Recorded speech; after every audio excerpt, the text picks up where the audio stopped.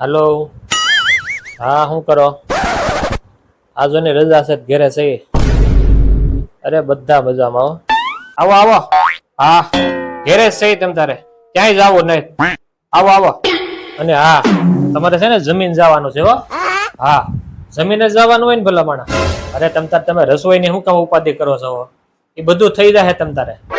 જો આજ રજા છે ને તો બધાને ફોન કરી મીડા બોલાવા, બધાને આપણે ભેગા કરશે. અરે તમ તારે તમે આવી જાવ ને, કાંઈ વાંધો નહીં. તમ તારે તમે ટાઈમે આવજો, રોકાવાય એમ આવજો. હા, હવે મારે કઈ ગોઠવણી કરવી છે. હું કઈ એટલે બધાનું રાંધવાની નથી. મારી કમરમાં કાંઈક થઈ ગયું, હવે હું કરું? આવું કેમ થઈ ગયું છે?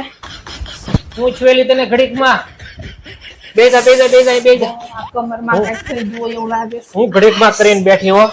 કાંઈક નું કાંઈક હોય તારે તો હાલતા કાંઈક થાય તને. બહુ કરી હોય એ લીધે આજ ઘેરે કેટલા બધા મહેમાનને બોલાવ્યા હતા. તાર ભાઈ, તાર ભાભી, તાર બેન, તાર બેનેવી બધા જ આવવાના હતા. હે મારા ભાઈ અને મારા ભાભી બધા આવે એમ છે?